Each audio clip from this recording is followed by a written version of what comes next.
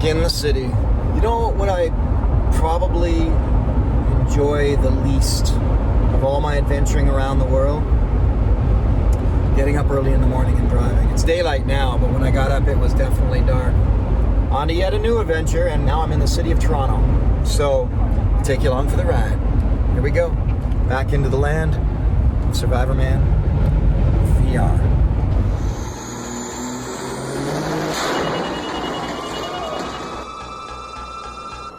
What if it happened to you? What if you found yourself in a real survival situation? Lost and alone. You think you could survive? You even know what you need to look for. Everybody thinks you can just pull a vehicle apart. It's not that easy without tools. There we go. If you work hard enough, you may find something that can keep you alive. And you know what to do? If I immerse you right into a survival situation, just like this, crash in the mountains. Awesome idea, pulling that compass out. Now you can take a bearing, set a heading, get yourself off this mountain. I'm Stroud, also known as Survivorman, and I'm inviting you to come into my survival simulation, to do what I've done for years, and to learn how to survive on Survivorman VR, an immersive virtual experience. You think you can survive?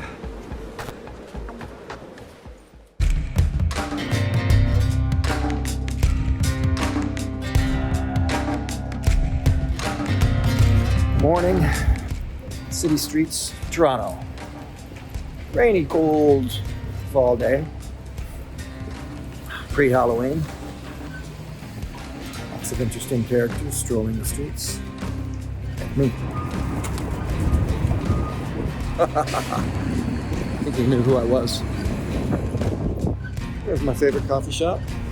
My favorite place to get coffee and snacks when I'm in Toronto.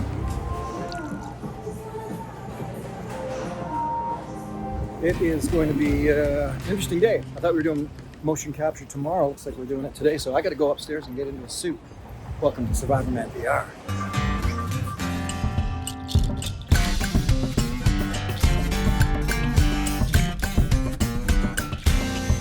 I feel like Captain America. Yeah.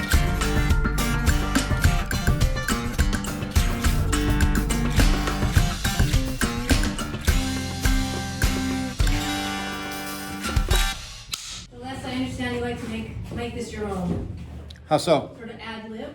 Yes, ma'am. How many lines do you want at a time? Like the whole blurb, and then you just take it on, or? Depends on the blurb. Some of those blurbs are long, some of them are short, right? Usually a good flow is 3 sentences, is a nice flow. 3 sentences at a time, but if it's 5, I can handle 5 if there's a necessary flow, but we can just wing it and see how we feel as we go along, what's working better. So this is the very first thing you say to the player as they've woken up after crashed in the helicopter, and you walk out of the snowstorm and say this to them. Okay. And you don't want I'm Survivorman? I don't think we need to, because we're selling Survivorman VR. Like there'll have been all these that'll be clearly given. Do you want to say that? Doesn't matter to me. I think it's going to be. We can always have it as an given. alternate. Hey, I'm Stroud. Look, I'm going to be honest with you. This isn't good at all. But I've been through a lot worse. The reality is that every decision you make right now is one of life or death. But there's good news. I'll be with you. So good luck out there. I'm Andrew McDonald. I'm a creative director and executive producer here at Cream in the digital department. Creating the Stroud character was quite interesting. We used a Rococo suit, so we didn't need to have a giant motion capture stage, which is how it was used to be done. Now we have a suit that tracks how the body moves, and you just put it on. To become an actual avatar, that's a whole new thing. I think what's important to me about being that avatar, just as it is for everything that I do, realism, realism, realism. It has to be real. This is about a way of actually learning how to survive. So everything has to be real, including my avatar. What I discovered in working with the team, putting this all together, is that I'm breaking new ground when it comes to all of this technology, this digital technology that takes me, my flesh and blood, and puts it into a VR game. I mean, I feel like I've just stepped right into the future. Come here, check this out. See that plastic crate? Yeah, I bet you could use that. It's always thought that the skills that you can learn from a game like this, or the skills from the Survivorman TV series, are skills that apply to what's going on today around the planet, the current state of affairs. And part of me wants to go, well, let's not get too dark about it, but the other part of me goes, well, I guess learning to survive, knowing how to take on problems and face them, how to be proactive and get past them, and how to pivot and how to move beyond the dangerous situation. Yeah, I absolutely believe that in many ways it's the kind of education you get when you don't even realize you've just been educated in something. You just apply it later.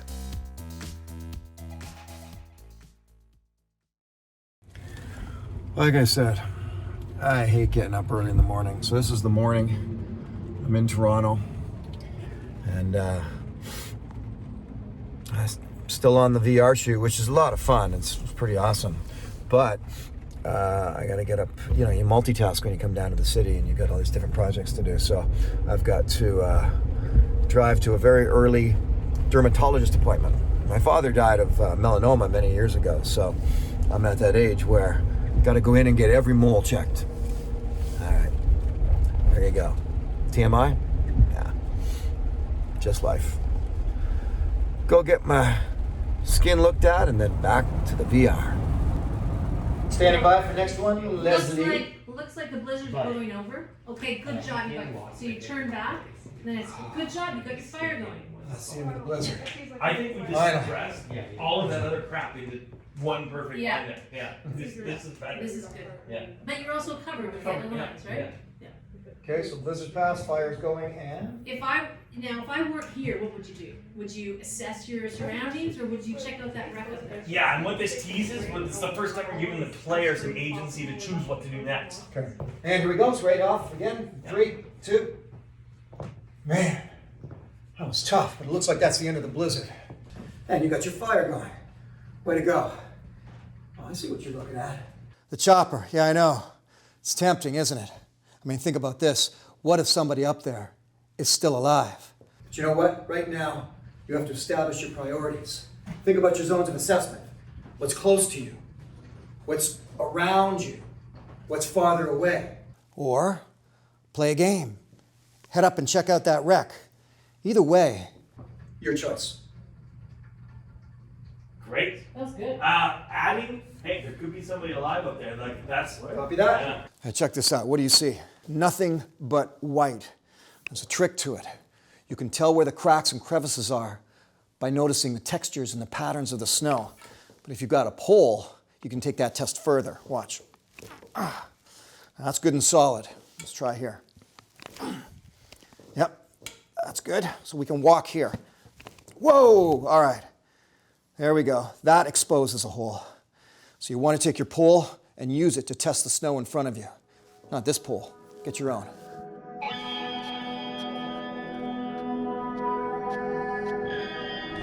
The ice up here this time of year can be 3 to 5 feet thick. It's worth the effort for now to see if I can chop through to try for some fish. But I've got to watch out that I don't blow out the muscles in my one arm.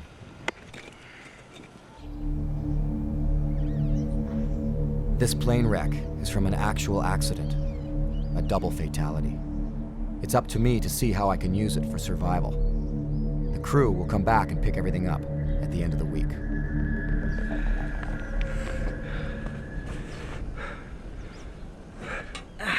Plane battery.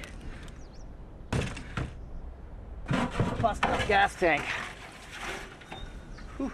About 2 liters of dirty gas in there.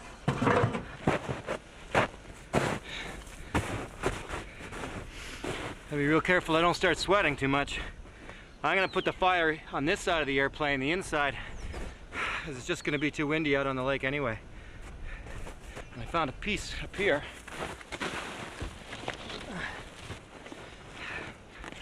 Gonna work just fine as a base. So why don't I practice everything first and show it like a pro? Well, I like to keep it real.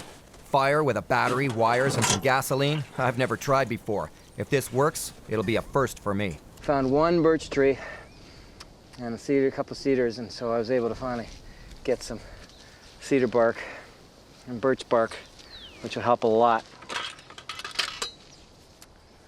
Maybe if it was shorter, it'd be better. Better put my gloves on for this. Oops. All right, that's what I'm working with. I don't like playing with gasoline. Makes me nervous. Put one right. There we go. Let me show you. See, resting on the terminal and touching the gasoline rag. I'm actually nervous. Oh. Come on.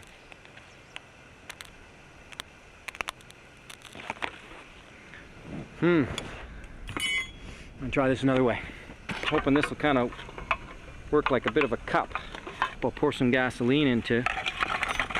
Have all this birch bark and gasoline-soaked rag ready.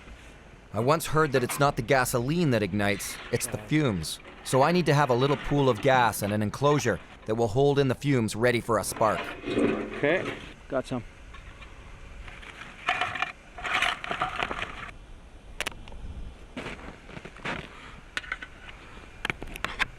Try this. Hey! Ha ha! Ha ha ha! Woo!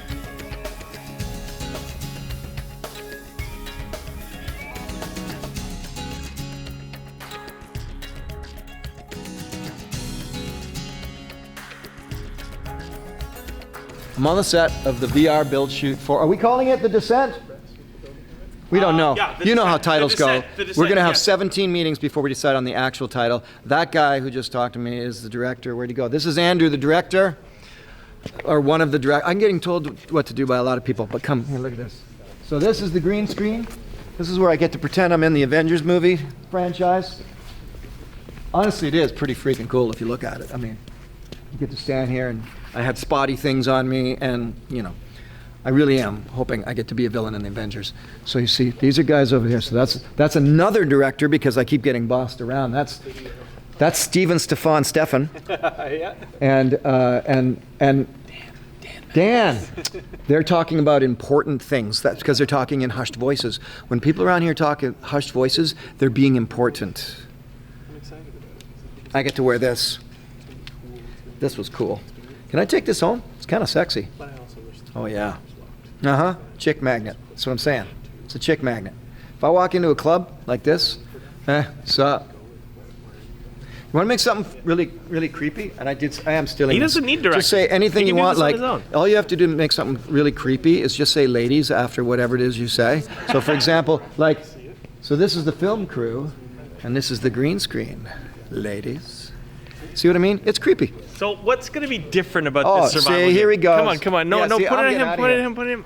So Les, what do you want to make in a Don't survival throw it. game? See, he's throwing to me. What do Here you comes want the to make in it? What's throw. important to you in a survival Oh, do we have to be game? serious? Yeah. I don't want to be serious. Come on. All right. What's important to you in a survival So, game? all right. So Andrew would like me to tell you what's important to me in this VR survival experience. The same thing that's important to me in my entire life, in my entire history, my entire professional career. Authenticity. It's got to be real, has to be realistic to the survival situation, no matter what it might happen to be. So part of my job here, even though I get to be host guy and all of that, is I get to hold people like Andrew, who's lurking around behind the camera. I get to hold their feet to the fire and say, no, that wouldn't happen. And I just get to correct that, because survival is actually what I do. So that's really vital to me, that this whole experience, as much as it is a virtual reality experience, the paradox of that is that I want it to be real. I think the realism comes into play when you find yourself with the set on, acting all of the physical manipulations out. The whole process is there. And whatever it is you're doing in the survival situation, you're actually doing it.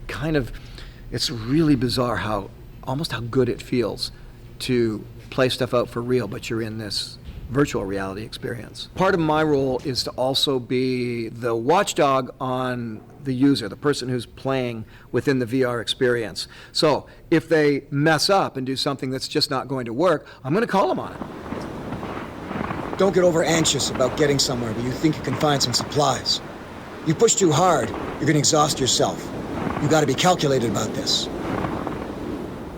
So that is the beauty of being involved in this personally, is the authenticity that keeps coming back in all of the setup and the experience, and then also the reality of calling someone on doing something that just wouldn't happen in a survival situation, or doing something wrong. The reality, pardoning the pun, of the mocap experience is that it just keeps getting more fine-tuned.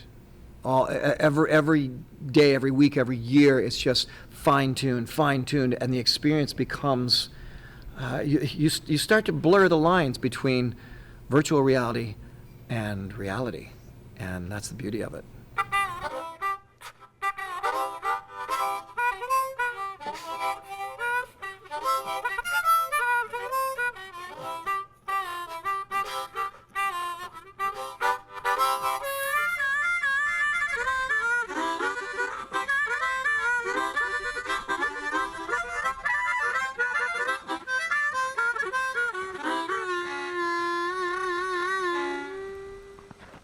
There is no way I can carry the battery with me on my way out, but there are yet other pieces of the plane that'll help me start a fire while I'm on the trail.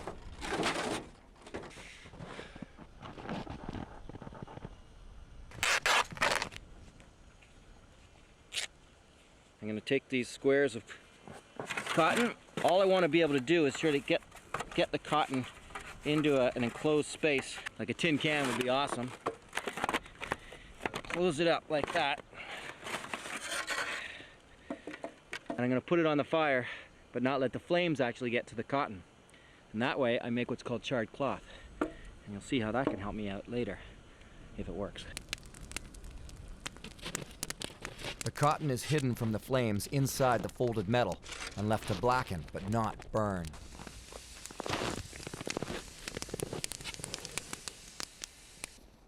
Survival calls for constant multitasking, keeping an eye out for essentials every step of the way, like firewood or food, always improving your shelter. You know, survival stuff, like filming a TV show. I think what really has me thrilled is the fact that it's finally happening. You know, Survivorman has been on air since 2000, actually, if you count the pilots, 2000, 2001. And always, every step of the way, was the fact that, okay, should do a game. Even ventured down that road a couple of times. And it really took kind of teaming up with my old partner, Dave Brady, and at Cream Productions, and now Andrew, to say, you know what, let's actually make this happen. And so I think what excites me the most is the fact that it's finally, with a capital F, finally actually happening.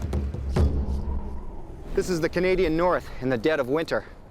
Out here, you have to persevere because your very existence is being put to the test. And the only alternative is death. You either adapt quickly and survive, or you die quickly.